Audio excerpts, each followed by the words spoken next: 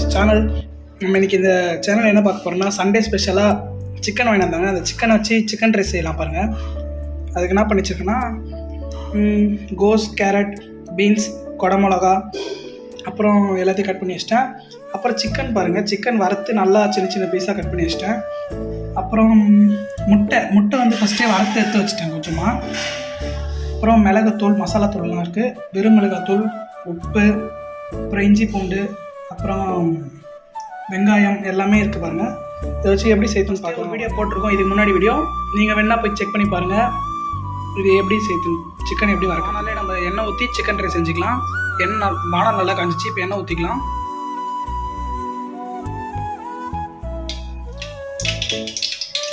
நல்லா காஞ்சிச்சு, இப்போ நம்ம வெங்காயத்தை போட்டு வதக்கிக்கலாம்.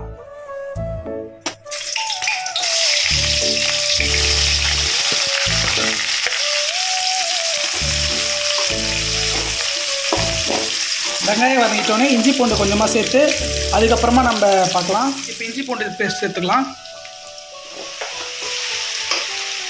இந்த பச்சை வாசனை போனோடனே நம்ம எல்லா காய்கறியும் போட்டு வதக்கி போயிடுச்சு. இப்போ நம்ம எல்லா காய்கறியும் போட்டு வதக்கிக்கலாம். காய்கறிலாம் ரொம்ப நல்லா வதங்கிடுச்சு. இப்போ கருவேப்பிலை கொஞ்சம் சேர்த்துப்போம். அப்புறமா உப்பு சேர்த்துக்கலாங்க தேவையான அளவு. நான் வந்து எங்களுக்கு தேவையான அளவு 2 ஸ்பூன் போட்டிருக்கேன். உங்களுக்கு எவ்வளோ தேவையோ நீங்கள் எவ்வளோ செய்கிறீங்களோ அதுக்கேற்ற மாதிரி போட்டுக்கோங்க. அப்புறம் இதுக்கேற்ற தேவையான அளவு காரம் சேர்த்துக்கலாம். வெறும் மிளகாத்தூள் சேர்த்துக்கிறேன் நான். நீங்கள் ஃப்ரைட் ரைஸ் மசாலா அது மாதிரி இருந்துச்சுன்னா கூட வாங்கி போட்டுக்கோங்க. ஆனால் நான் வந்து ஃப்ரைட் ரைஸ் மசாலா எந்த மசாலாவும் எதுவும் போடல. நாங்கள் வீட்டிலே இருக்க வச்சு தான் பண்ணுறோம்.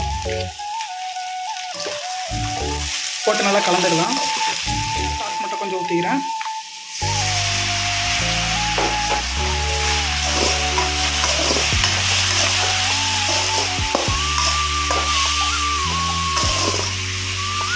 அப்புறமா நம்ம வறுத்து வச்சுருக்கோம் பார்த்தீங்களா, சிக்கன் சின்ன சின்னதாக கட் பண்ணி அதை சேர்த்துக்கலாம்.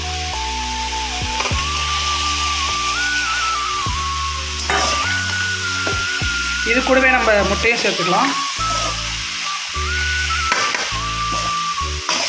இதெல்லாம் சேர்த்து நல்லா கலரிட்டு அப்புறமா நம்ம சாதம் இருக்குது பார்த்தீங்களா, அது தனியாக எடுத்து ஆற வச்சு வச்சுருக்கோம், வடித்து அது அப்புறமா இது கூட சேர்த்து ஆட் பண்ணிக்கலாம். போட்டு அப்படியே கலரிக்கலாம்.